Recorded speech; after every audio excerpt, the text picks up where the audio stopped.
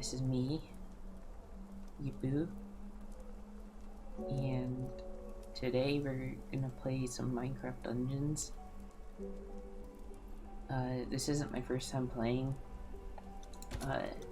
As you can see, I have multiple other characters, but we're gonna do this one and start fresh. So I'm gonna do offline mode so that we don't randomly disconnect, because sometimes the servers randomly disconnect you for some reason. So here we go. We start off in Squid Coast, which is like the tutorial area. The village is burning. No doubt this is the work of the evil Arch-Illager and his minions. They sweep across the land like a ravenous scourge, subjugating or destroying all in their path. This is a time for heroes like yourself. Make haste. The villagers have need of you.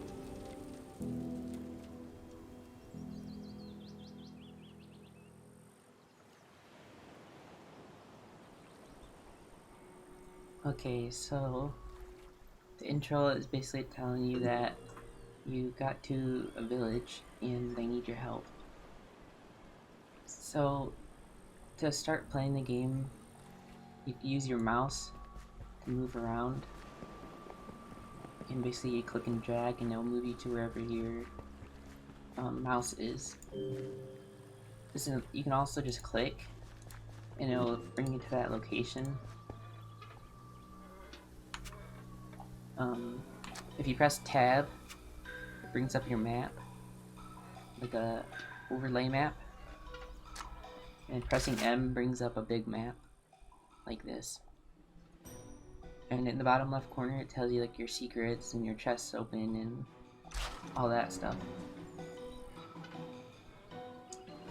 So as you go, you follow the path up here. Oh, it's a zombie. But I'm not gonna go this way first, because if you didn't know, there's a secret over here if you go this way. Now, to get across here, you press spacebar. Spacebar is like your dodge ability. So now you come down here, and there's a chest on here. This chest just has emeralds in it, and sometimes a potion, but not always. Emeralds are used for, like, as a currency to buy things later on, which I'll show you later once we get to that point. So we go on here, come up this hill. Oh, there's a zombie. Go this way. Another zombie. Zombie.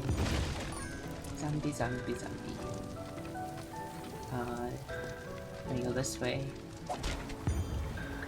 Here are some arrows. So you pick up your arrows, and down here is your arrow counter. This will tell you how many arrows you have. So to use your bow, you just right click and hold, and it will charge up your arrows. And see the skeleton up there? Then we just shoot him by letting go of the right click. You can also just tap right click and it will shoot, but if you charge it up, it'll do more damage. I don't think there's anything down here.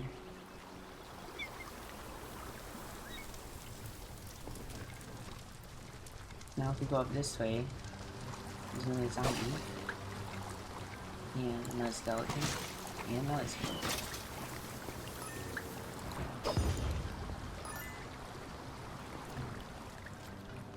So now we go this way, skeleton, zombie, skeleton. And here are the first villagers. They're like the bad guys of the game, the main bad guys. So what I just opened was a supplies chest. It doesn't count towards chests open. Or maybe it does, I'm not sure. but every time you open a supply chest in a level, you get 1 bread and an arrow bundle. And if you didn't notice, up here is my regeneration. Whenever you eat food in the game, it doesn't heal any hunger or anything, but it gives you regeneration. And regeneration basically heals your health over time. So you'll continue on here. Go down here. Now there is a secret here. If you roll across, there's a hidden chest. Now I don't know all the secrets in this level because I haven't like researched a whole lot about it, but that's the one secret I do know. So we go in here, and this gate will close. Now heal up here. You can't attack him or anything, but you have to attack his summons. So that was easy. Now we leveled up. So it wants us to enchant. So every time you level up, it gives you an enchant point. And then you can use that enchant point to enchant your weapons or your armor. Let's see. Oh, I heard him. So we have Prospector, which basically gives you a higher chance to get emeralds from enemies. Then you have Chains. It basically like chains a bunch of enemies together and makes it so they can't move for a certain amount of time. Then we have Echo, which sometimes it like I don't know how to describe it. It makes your attack like double, not in damage, but it will make you attack twice in a row with the same animation. On our bow, we have Wild Rage. What this does is it makes the enemy rage when you hit them with a certain chance. And after you hit them, they'll rage. And once they rage, they will be hostile towards everyone, not just you. Then we have Punch, which basically just increases knockback of arrows. Bonus Shot, it fires a second arrow to an enemy. So if you shoot one enemy, it'll have a chance, or it will, has a guaranteed chance, to shoot another arrow at a second target.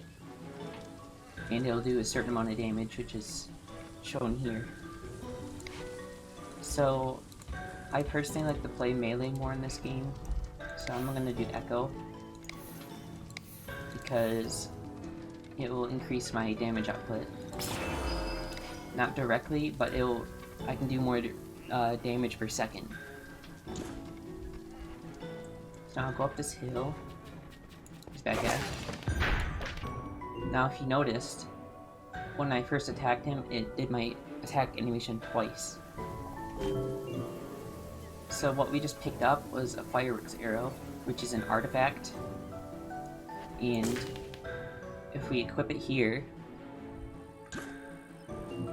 and if you press 1, it'll use it, like enable it so that you can use it. So now if I press this lever. So what the fireworks arrow does is when you use it, it'll shoot from your bow and it'll cause a big explosion. So if I shoot like this, so it made an explosion over there. And if there were more enemies near that skeleton, they would all get hurt, not just that one skeleton. So it's like an area of damage, area of effect, attack. Here's another chest. Just roll across. I go up here. Get some bad guys. head up here, over in here. I don't remember if there's any secrets here in this area. I don't think there is, but I don't remember. We'll go up here, and we click this. You were too late to rescue the villagers, but don't fret. They're still out there somewhere waiting for a hero to find them. So, we were too late to save the villagers. Initially, at least. So, our next mission is to go out and save the villagers that were captured. But anyways, this is like the ending screen. It tells you like your best stat of what you did during the mission with your current level. It tells you mobs defeated, damage dealt, if you died or not. Well, how many deaths at least. And then projectiles hit. I think that means how many of your arrows hit a target. I'm not sure what the calculation is for that. So at the end of every mission, you get this chest here. You just click it, and it opens. So what we got from that one was a fishing rod. The trusted companion of any true adventurer, the fishing rod is useful for more than just fishing. So what the fishing rod does is if you equip it, or if you use it, it'll like cast it. But if you cast it at an enemy, it'll pull in the closest enemy and it will stun the enemy briefly. So here's our camp. This is our camp here that we're in now. And we go here a lot, in between every mission. So this area here is like our practice dummies, where we can practice our damage. Or we can do our arrows. We could use our fishing rod, but since these are just dummies, it doesn't work on them. But what we can do is equip our firework arrow, and then we can shoot it. See, I did 139 damage. That's a lot of damage. So that's good for when there's like groups of mobs or doing a lot of damage at one point. So there's this other dummy which is just for range. You can't go up to it in melee unless you have a long weapon, like a pole arm or something. So up here is our mission select, and this is where we see our map and we can choose our next mission. So this is the whole map. These are the other zones, but they're all locked currently because we haven't done Creeper Woods yet. So Creeper Woods is our first mission. Now here is like the side panel that tells you about the mission that you chose. So this corner here is the difficulty, and this right here, story. If you click on it, it'll tell you the story about the mission. So from that, oh, and by the way, you can just click mission and we'll go back to this menu. From that, basically, we have to save the villagers from the illagers because they captured them. And they're gonna move them to here, which is redstone mines. But we can prevent that by completing Creeper Woods and saving the villagers. So, back to the side panel. Here is Creeper Woods. This is the level name. Now, this here is default 1. Default 1. Easy, hard. What this means is that this is your difficulty slider. And as you change this, it'll change the recommended power, which basically tells you what power level you should be. So, as you can see here, my power level is only 1. So if I slide it up to level 2, or to difficulty 2, it'll say my power is too low, or that my power is below the recommended power. Same if I slide it up to 3, the recommended power is 10 and I'm only 1. So that's definitely not recommended. So here, the middle key point is the difficulty. This will say normal difficulty. If I slide up the 2, it'll say 1.7 times the difficulty. So that's like a normal, feasible difficulty that I could probably do if I wanted to be on the harder difficulty. Now if I slide up the 3, it's 2.7 times the difficulty. Now that I probably can't do because I don't have good enough weapons for it. So I'm going to go back to normal.